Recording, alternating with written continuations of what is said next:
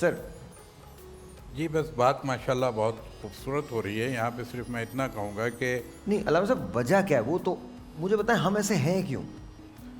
اس کی سب سے پہلی وجہ میرے نظر میں یہ ہے احساس کمتری. واہ جس واہ کیا انسان بات میں ہے, کیا احساس بات. کمتری ہوگا وہ اس موذی مرض میں مبتلا ہوگا, اور جو انسان میں خود اعتمادی ہوگی.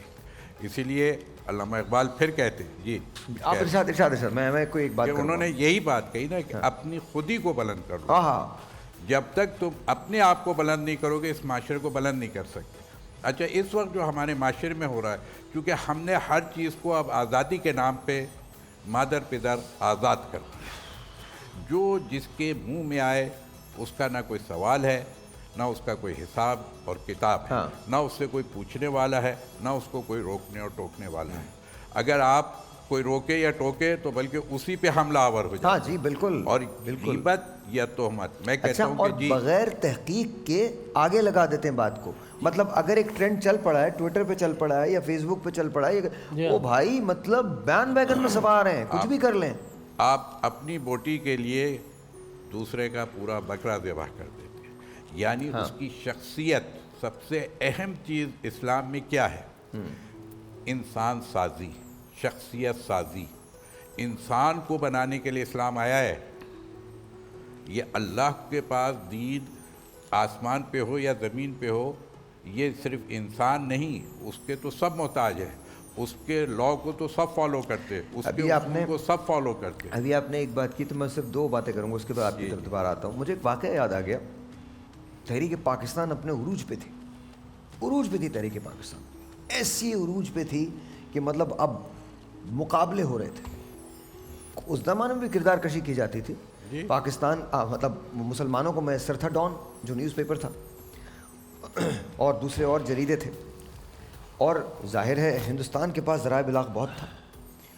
ایسے میں کچھ پرائیویٹ خطوط لیڈی ماؤنٹ بیٹن کے اور جواہر لال نہرو کے, لیاقت علی خان صاحب کے آئے. آپ قائد اعظم محمد علی جناح کے پاس تشریف لائے اور آپ نے کہا کہ یہ ہمارے پاس ہیں, کیا انہیں عام کر دیا جائے؟ تو آپ نے امیڈیٹلی روکا اور آپ نے کہا نہیں, یہ ان کا پرائیویٹ میٹر ہے, اس کا سیاست سے کوئی تعلق نہیں. کاز کتنی بڑی تھی اور اس کاز پہ میرے قائد نے کیا کہا, آپ سوچئے یہ کتنی بڑی بات ہے. اور دوسری ایک بات کرتا ہوں, آخری بات جو آپ نے کہی ہے احساس کمتری کی. اب جو میں جملہ کہہ رہا ہوں اس کو ذرا غور سے سنیے گا تمام لوگ, جتنے بھی لوگ دیکھ رہے ہیں. احساس برتری احساس کمتری کی بدترین شکل ہے. واہ واہ واہ واہ, بے شک. واہ واہ. یاد رکھیے گا, superiority complex is the worst shape of inferiority complex. کیا بات. احساس برتری احساس کمتری کی سب سے بری شکل ہے. جب آپ کو یہ احساس ہو جائے نا کہ آپ دوسروں سے بہتر ہیں, بس آپ کی زندگی ختم.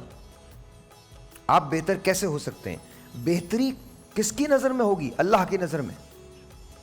ہم نے تو چیک لسٹیں بنائی ہوئی ہیں لوگوں کی, گاڑی اچھی ہے تو بہتر ہے, نوکری اچھی ہے تو بہتر ہے, پاور اچھی ہے تو بہتر ہے. سر اب آپ بات کیجیے. جی بس میں اسی بات کو تھوڑا سا اور آگے بڑھاتے ہوئے یہ کہہ دوں گا کہ جی ہاں, جو میری مرضی کے مطابق نہ چلے پھر اس کو معاشرے میں رہنے کا کوئی حق نہیں.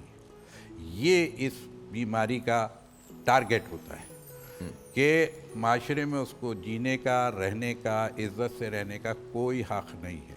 اور یہاں پر میں کہوں گا کہ معاشرے کو کیسے درست کیا جا سکتا ہے یا کیسے یہ بات کو ہم روک سکتے ہیں. تو ایک حدیث مبارکہ کا نتیجہ ہے ان ساری چیزوں کا کہ اگر تم کہیں پر غیبت ہو, تہمت ہو, بہتان ہو, الزام تراشی ہو, کسی بھی نشست میں اور محفل میں ہو رہی ہے, میں کہوں اب واٹس ایپ گروپ کی باتیں ہوتی ہیں, اگر وہاں یہ ہو رہا ہے تو آپ کو کیا کرنا چاہیے؟ آپ کو لیفٹ کرنا چاہیے. بالکل صحیح. کیوں؟ اس لیے کہ یہی نتیجہ ہے اسلام کا جو دیا گیا کہ اگر کسی محفل میں, کسی بزم میں بہتان, تہمت, الزام تراشی یہ ہو رہی ہے تو وہاں سے تم اٹھ جاؤ. اگر تم روک نہیں سکتے اس کو تو اٹھ جاؤ, اور اگر نہیں اٹھو گے, آج تم نہیں اٹھو گے, تو جب قیامت میں جب تمہیں ضرورت ہوگی کہ کوئی تمہاری مدد کرے اور تمہاری طرف وہ عذاب آنے والا جو آ رہا ہے اس بلا کے نتیجے میں، وہ پھر روکنے والا کوئی نہیں ہوگا۔ آج تم ایک مومن کو بچاؤ گے، کل خدا تمہیں اس جگہ سے بچائے گا جہاں تمہاری کیا ہے تصور نہ، تمہارا تصور نہ ہو۔ اور یہاں پر مجھے ایک امام جعفر صادق علیہ السلام کی ایک واقعہ یاد آتا ہے کہ آپ اس انداز سے اس کو فرماتے ہیں کہ کسی کے ساتھ مسافرت پہ تھے اور اصحاب ساتھ میں تھے، تو چل رہے تھے، تو ایک صحابی ان کے ساتھ ہی تھے اور ان کے کچھ غلام بھی تھے، لیکن وہ کچھ آگے بڑھ گئے، تو انہوں نے آواز دی، انہوں نے نہیں سنا، تو انہوں نے پھر ان غلاموں کے لیے کچھ جملات کہے، جو بات ان سے نکل کے ان کے ماں باپ تک پہنچی، ماں تک پہنچی، تو فوراً انہوں نے امام جعفر صادق نے اس کو ٹوکا اور ان کو روکا کہ تم رکو، یہ توبہ کرو اس سے۔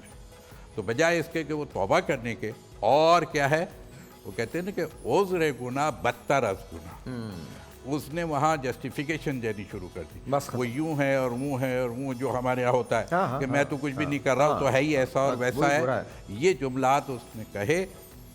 تو امام نے یہ فرمایا کہ میرا اور تمہارا یہاں سے راستہ جدا ہو گیا، میں اب تمہارے ساتھ نہیں چل سکتا، تم میرے ساتھ نہیں رہ سکتے۔ سبحان اللہ۔ اچھا ہوتا کیا ہے، ہم نا لوگوں سے خوفزدہ ہوتے ہیں، اسی لیے ہم بخل سے کام۔ ایک شعر ہے، اب ستائش کا یہ انداز بدل بھی ڈالو، اب ستائش کا یہ انداز بدل بھی ڈالو، وہ جو اٹھ جائے گا دنیا سے وہ اچھا ہوگا۔